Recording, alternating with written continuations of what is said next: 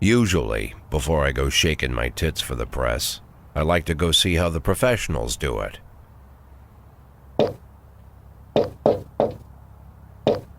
Some might say the chief of police has no business in an institution like this, but in fact it's the quietest and safest place in town.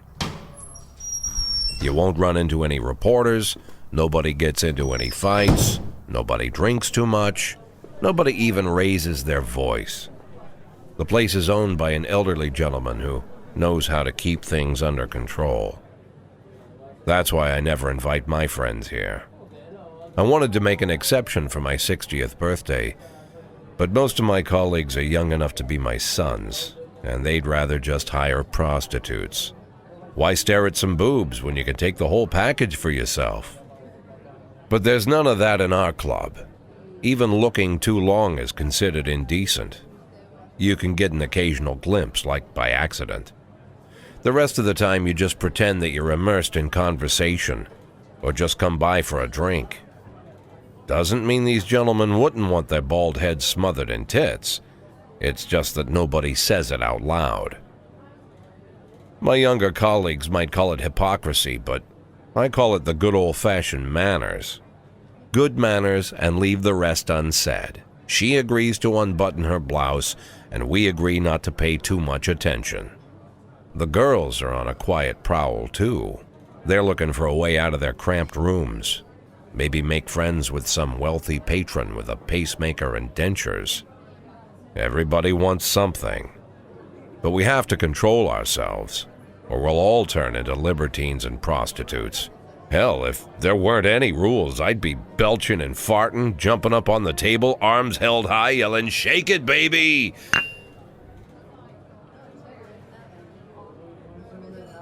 No idea how I got so barbaric.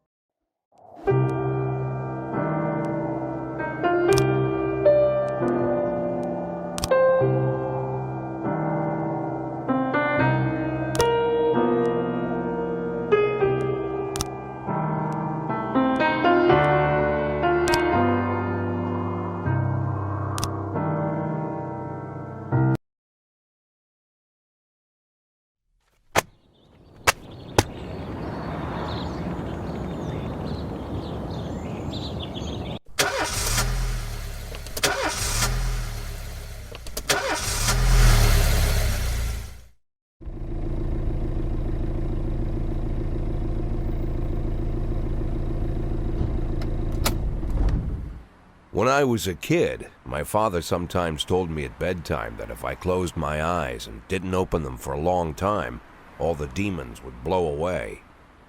Yesterday I turned 60, but I still take his advice. Not because I'm sentimental or want to keep the memory of my father alive. I just can't think of a better solution. To get away from all the demons that haunt Freeburg, I'd need to wear a blindfold 24/7. Plus, it's a good idea to act blind when talking to reporters. At least that's what my colleagues say. They're afraid of press conferences. But for me, it's more like a confessional. No matter what lies you tell, you're privately thinking the honest answers. It helps me remember who I am. The fact that I'll be reading all about it in the papers tomorrow is a small price to pay. Call it penance for the preacher.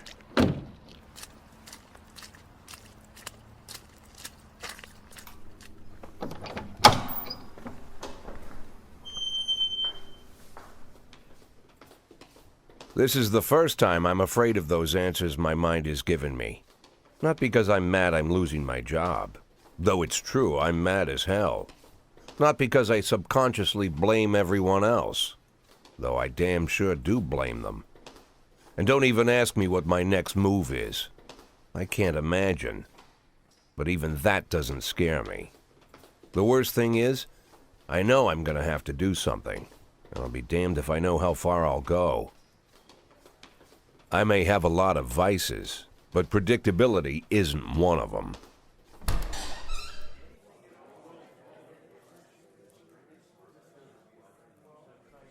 I learned a long time ago how to drive away the swarming demons. But what do you do when they're trying to rip your soul from your skin? Shutting my eyes tight as I can. The best solution remains the same: play blind. I just hope the reporters think I was blinded by the camera flash.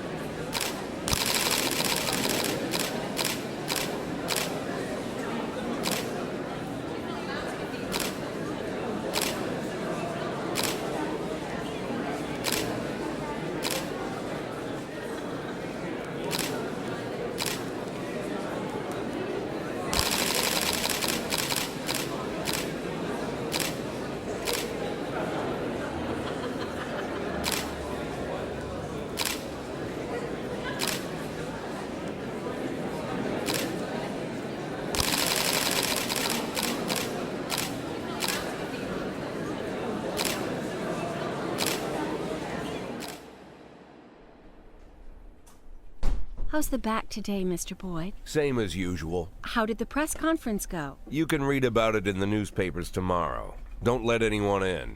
Even Mr. Kendrick? Especially Mr. Kendrick.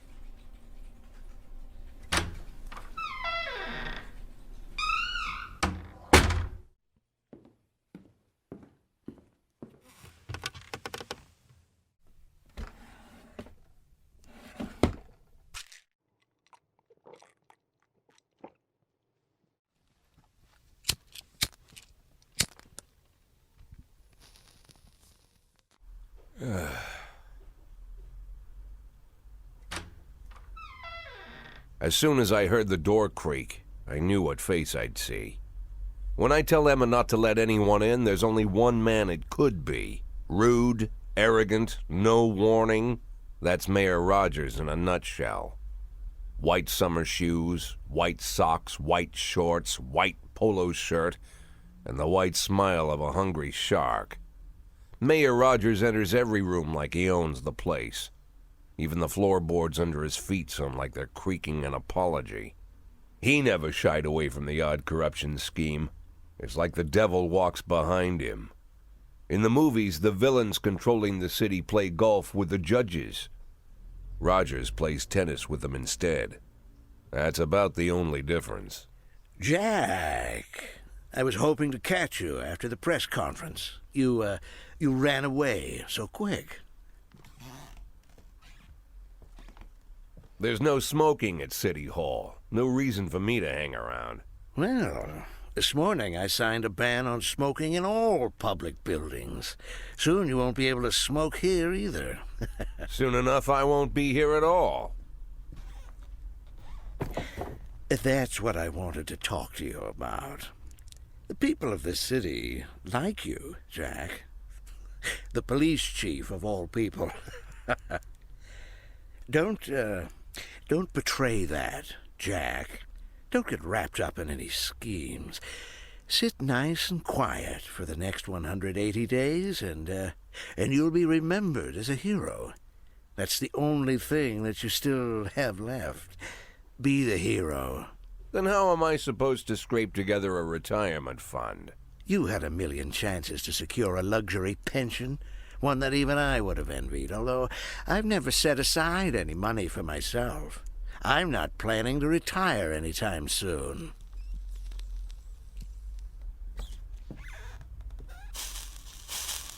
"180 days of quiet, Jack. That's all I need. I don't have any problems with you, and you won't have any problems with me. I have a new assistant, Troy Starr. If you have something to tell me, call him. But try not to bother him. He's a busy man. I'll do my best. And quit smoking up the office. One of my friends will be using it soon.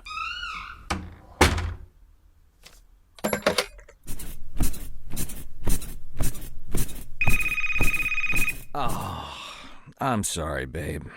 Only the mayor has this number. Mr. Mayor? Yeah, is this Troy Starr? Yes? Go fuck yourself, Troy Starr.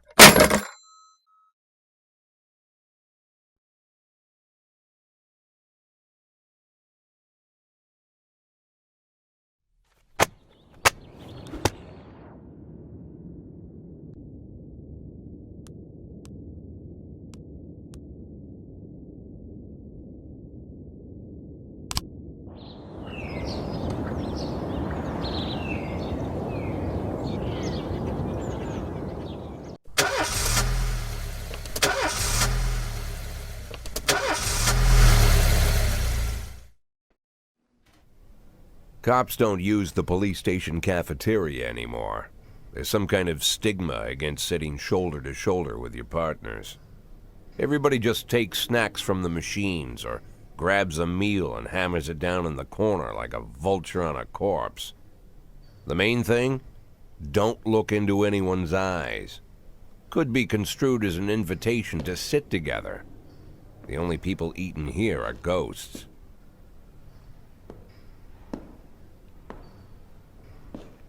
My deputy, Francis Kendrick, he recently became one of those ghosts, the subject of one of the most devastating corruption scandals in the history of Freeburg. No evidence to support the accusations, but everyone knows Kendrick's days are numbered. I need that file I asked for. Needs to be ready tonight. Francis didn't say anything, but I understood. Ghosts aren't supposed to talk. Besides, I got a feeling he was already finished.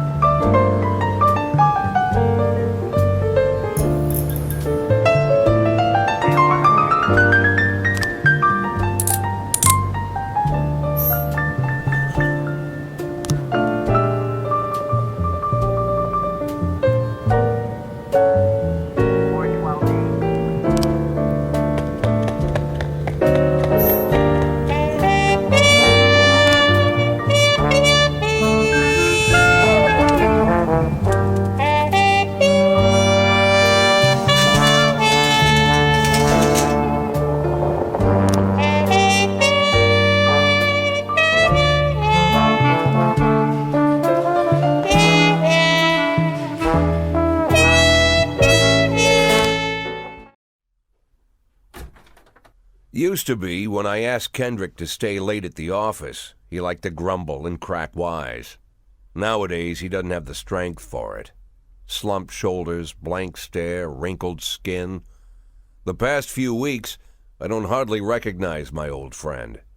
In his younger years, he reminded me of a gallant royal officer in an old Kipling story. Kendrick isn't just crumbling under the weight of the public pressure, but from the shame of it all.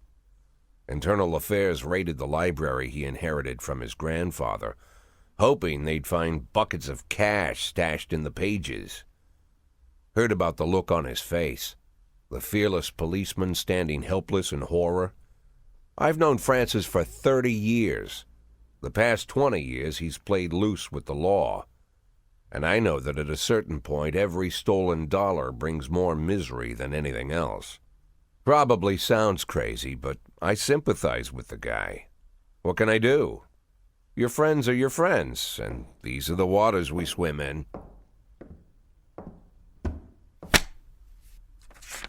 Called all of the people on that list today. Now they know you're in business, so you could get a call from any of them. You don't need to worry about any of them. I've cleared them all. And what kind of business are we talking here? It's nothing too serious, just like you asked. Should be just a few small favors. Payments will vary depending on the situation and who you're dealing with. How much are you looking to earn? $500,000. $500,000? Why not a whole million? Because everybody wants to take $1 million. Figured I'd try something different. $500,000 in 180 days? Well, you could earn it all above board if you netted all the big fish and hit all your bonuses. Never knew you for a fisherman. Well, you never got into my business, and I'm not trying to get into yours. But be careful about bringing in any other cops. Sooner or later, they'll put the finger on you. And one more thing, Jack. I remember what you said, but I should probably add one more name to that list. Christopher Sand. Sand. Christopher G. Sand. Everyone knows the name, but few could tell you who he is. The old man stays away from the spotlight. Always wears old-fashioned jeans and knitted sweaters. Gives to charity. Rarely attends social events. An avid hunter, I hear. Even dabbles in poetry. You'd never guess he's the head of the oldest and most powerful gang in the city. Goes back as far as his great-grandfather. And Sand is strict about following the old rules. He rarely involves himself in commonplace murders and robberies. Hardly needs to intimidate anyone to get his point across. The people who work for him each have their sphere. They provide protection where needed, even work with the authorities when they want to make a deal. Meanwhile, Sand pulls the strings without getting his hands dirty. People sometimes mistake his quiet approach. A couple years ago, an arms dealer decided to expand its business without asking permission, and his whole family paid the price. In 4 weeks, Sand killed 31 people. Old men, women, even a few teenagers. And Sand's people made sure every paper reported it. Frank, I don't want to hear you say that name again. Jack, please, listen to me. I'm in with these guys. We agreed, Frank. That's not the kind of business I'm into. I don't go there. Never have, never will.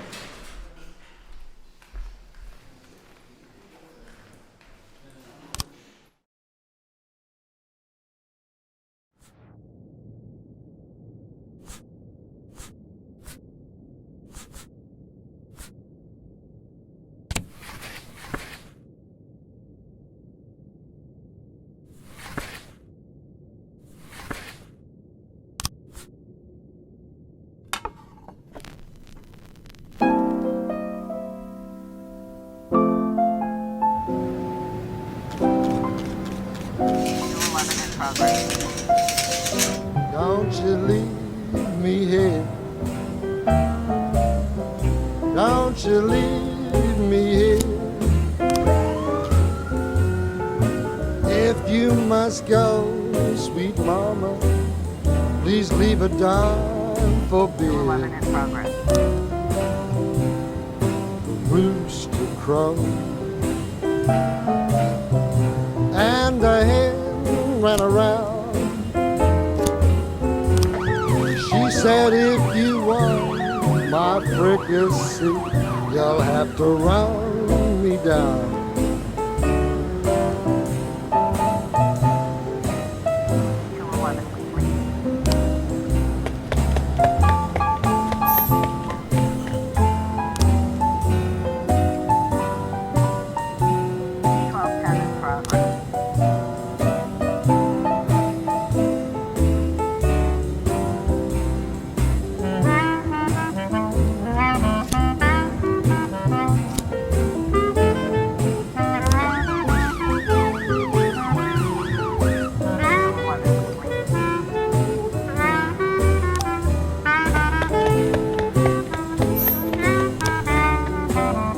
I'm Alabama bound,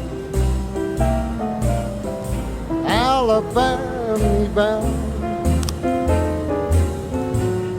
I followed you round from town to town.